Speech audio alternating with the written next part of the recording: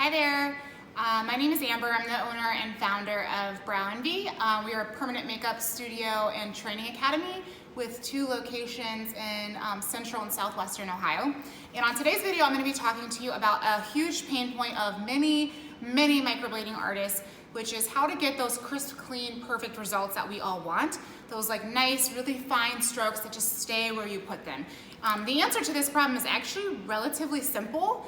It's a little bit complicated as far as practicing it, but as long as you know these techniques and you work hard at practicing them, it's really not that hard. So I'm going to go over what those most important principles are first by talking to you, and then I'm going to demonstrate the right and wrong ways on practice skin so you can see where you can improve and where you might be doing just great.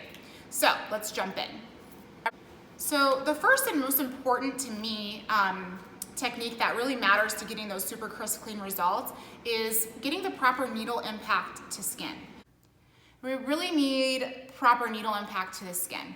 If the needles aren't entering the skin at the proper angle, you're not being as effective as you can be, and there are a lot of bad things that can happen as a result of that are probably causing you to have those like blown out, blurry results.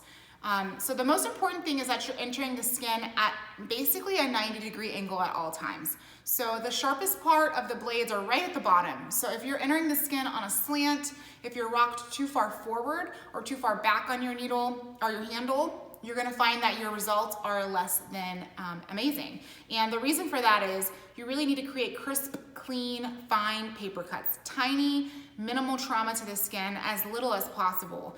The more trauma you cause, the less likely you're gonna heal well. And the more wide the stroke, the less crisp and fine the stroke, the more likely that you're gonna have some blowout and blurring.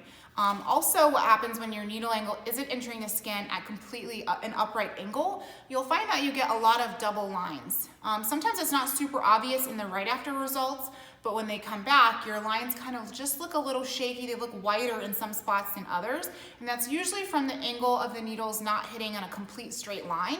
So if you're kind of on a slant, there's a section of the needles that are hitting in a fine line, and then there's maybe the back end that are kind of almost just making a double line. So that's really like a primary reason for people getting, those kind of blurry results. I think of the blade in terms of like an ice skate.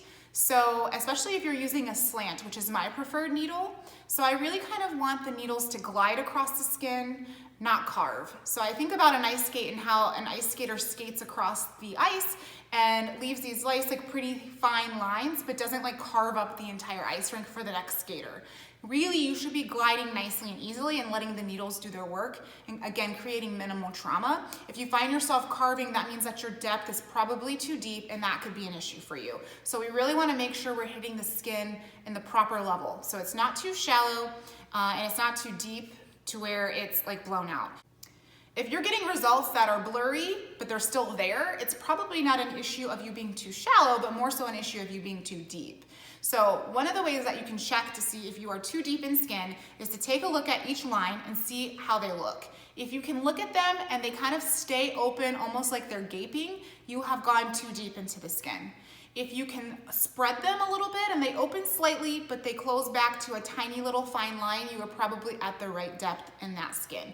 Remember, we're trying to create paper cuts, not like gaping holes or big gashes in the skin. They will not heal well, and they kind of heal blurry. If you can do those things, that's also going to significantly help you get good results. The last thing that you need to think about when you're dealing with needle impact to skin is you want to make sure as many needles as possible are entering the skin at the same time for each stroke.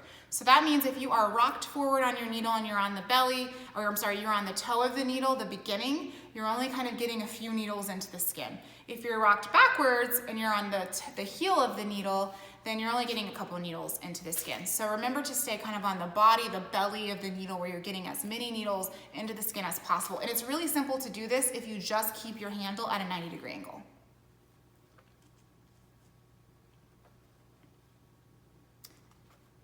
The next thing that is really important, probably the most important thing to any tattoo artist or permanent makeup artist, is your stretch. It is super critical that you have the tightest stretch possible. The tauter the skin, the better the crisp results. If the skin is wiggly and moving all over the place, you're gonna get really wobbly lines and blown out results because you cannot properly reach the right depth in a clean, crisp way without stretching the skin super tight. So these are my simple tips on getting the perfect stretch. First of all, you're gonna wanna stretch in 3 different directions.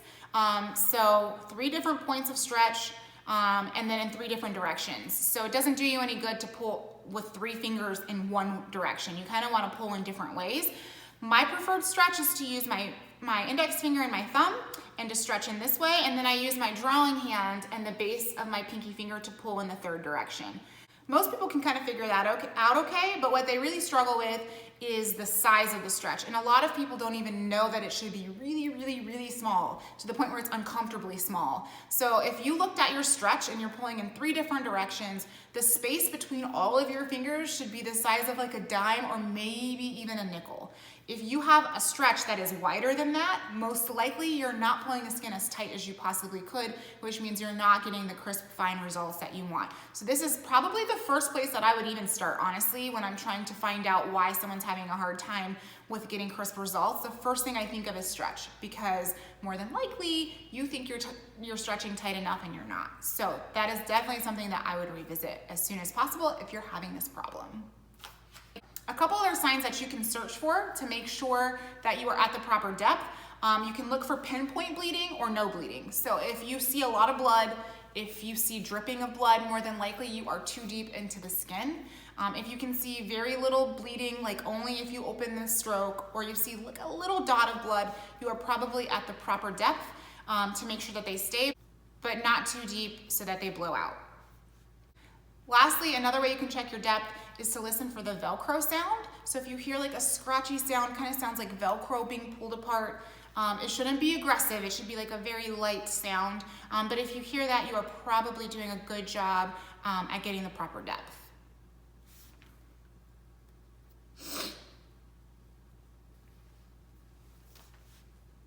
Finally, I want you to make sure that you're doing enough passes on the brow, but not too much. I have found that for the most part, 2 passes at most is really all you need over a stroke. If you're doing a lot more than that, you're probably causing way too much trauma to the skin, and that is and then it's also causing you to go way too deep, honestly, and that's probably causing you to have the blurry results that you're having. So try to stick to 2. If you're having to do more than 2 to get the results you want, revisit the other technique options that we talked about to make sure you're getting there more quickly with less trauma to the skin.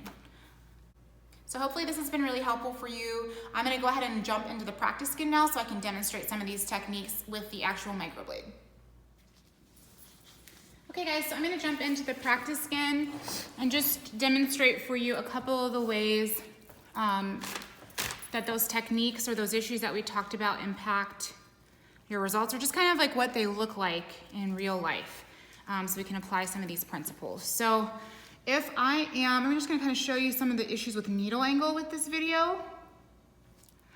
So if I am doing this properly, I am entering the skin with all the needles pretty much touching at the same time.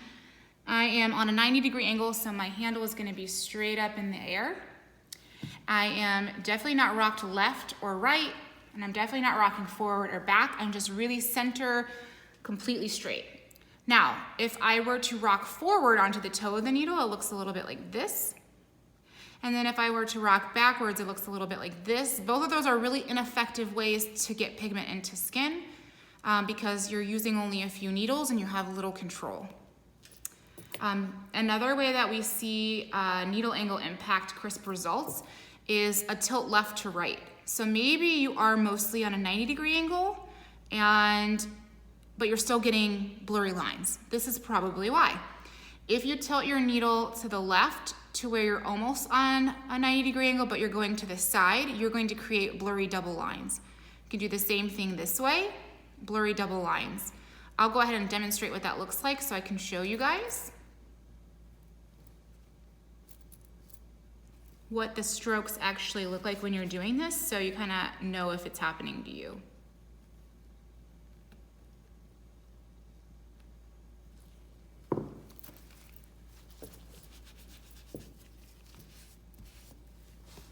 Okay, so these are strokes that I just did with the needle on a slant, not entering the skin cleanly, kind of. The first one is to the left, The second one was to the right. The third one was just kind of really almost sideways, which I see a lot with new artists. And you can see how it's just like smudgy and not crisp and not clean. And this is probably the #1 reason artists don't get crisp, clean results. And the #1 way how needle impact affects your outcome. Even right now, they're not great, but they definitely don't look terrible. When they spread under skin though, this blowout is just gonna get worse and it looks much more smudgy, and that's when you get those like blurry, kind of blown out results at the touch-up. So now I'm gonna show you guys an example of too much pressure and how to check your depth. So we've gone over some of the mistakes that you wanna try to avoid with all of these strokes over here, but carving looks a little something like this. You can almost see like the vibration in the handle. There's a lot of pressure being used here. And to the point where you can, I don't know if you guys can see, you can see the strokes through on the other side. Way too much pressure. Also, if we look at them up close, just kind of looking at them, they're already gaping. I don't even have to stretch, I can just see kind of like a valley here. And that really just, again, comes from too much depth. If this was a real person, they'd be bleeding. And then, again, if I stretch, holy crap, super, super, super deep. So this is too much, okay? So that happens when you carve. It usually also happens if you're moving way, way, way too slow. It's really easy to do that on accident. And then real quick, one other thing that I just want to demonstrate before we go is stretch. It's kind of hard to show you stretch on fake skin because it doesn't really stretch very well, but I do want to give you an idea of size and distance. So when you stretch, remember I said I want you to have like a dime-sized amount between your fingers as you're pulling in 3 directions. So a lot of people stretch with these 2 fingers or these 2. I would recommend these 2 because I feel like your index finger is stronger than your middle finger, but you can make that judgment. So these are the first 2 parts of the 3-point stretch, and they're gonna pull in each a different direction. Really doesn't matter what. For me, it's kind of up and down, and then this base of this finger is super important because that's gonna give me the 3rd direction. It's not just sitting there, it is actively stretching, and then these fingers are obviously gonna do my drawing. So if we look down here, this might seem like a really good stretch, but this is about the size of like a quarter, really almost like a $50. I need this to be tighter. So what I want to see for the best results and the most crisp results is a stretch that looks more like this. The space between these fingers is about the size of a dime. That's how tight you need to be with your stretch to get the nice, crisp, clean results that you want. Again, most of the time I see stretches like this, and in real skin, there's a lot of wiggle that's going to happen here, kind of like this. This is bad. The tighter the stretch, the firmer the skin, the better the results. So, 3-point stretch, dime-sized amount, super crisp results.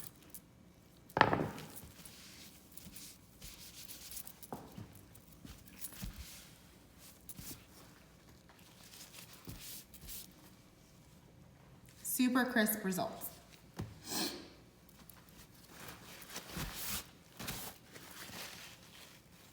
Okay, you guys, hopefully this video was helpful to you. And if you'd like to see more videos like this, just let me know what topics, or if you'd like more information, I'd be happy to help.